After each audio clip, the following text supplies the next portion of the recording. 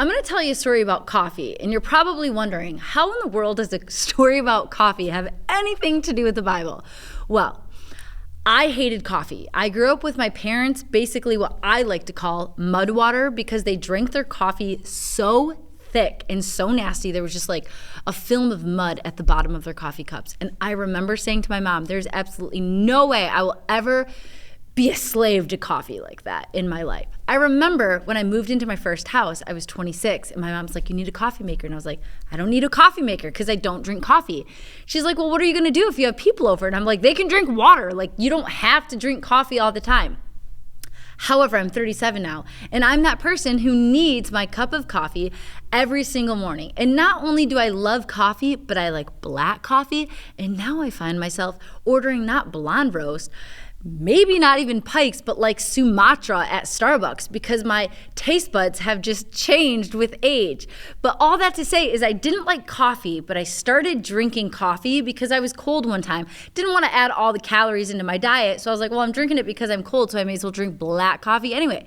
So I started drinking coffee and black coffee. And the more I drank it, the more my taste became accustomed to that coffee. And now I actually love drinking coffee every single day.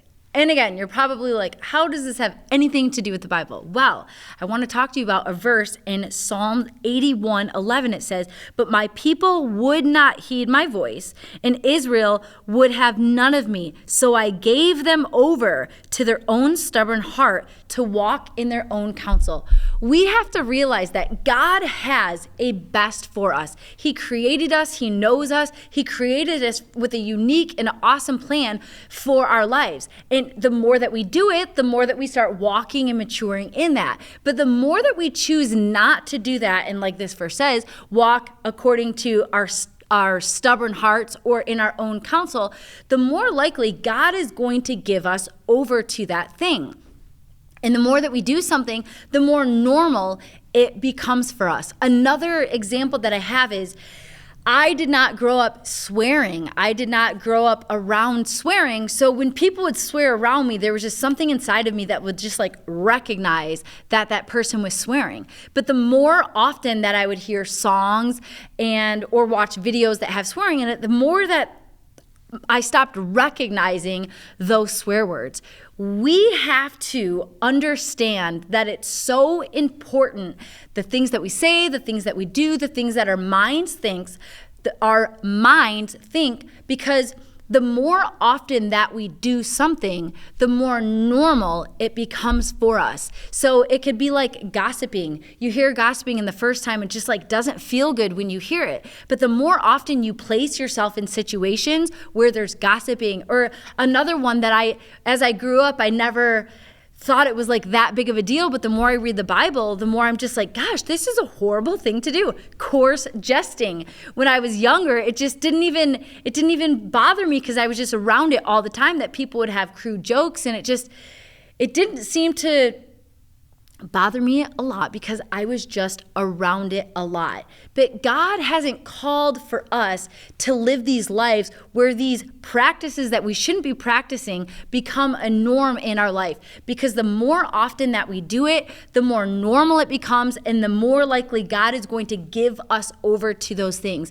And you might be thinking, why in the world would he give us over to that?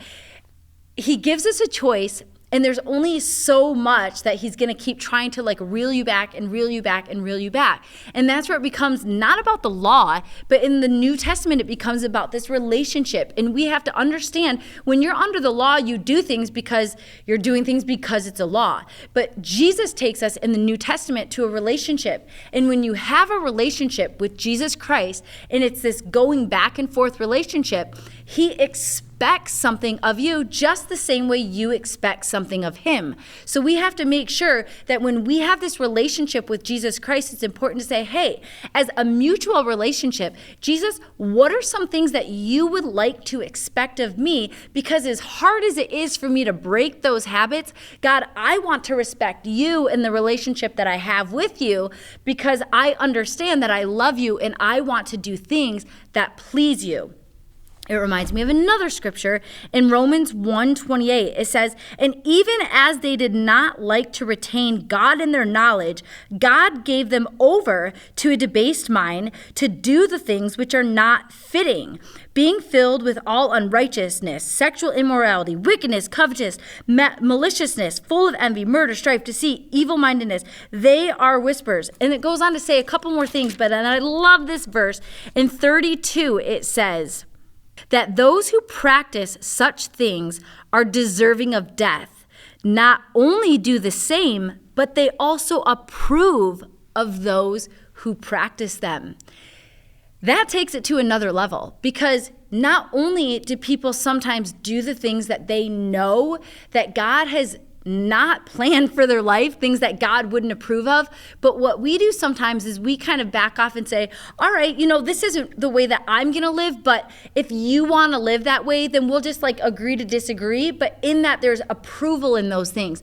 We have to realize when the Bible's very clear about things, not only do we have to steer clear of those things and make sure we're not practicing those, but we also can't be approvers of those people who do practice them.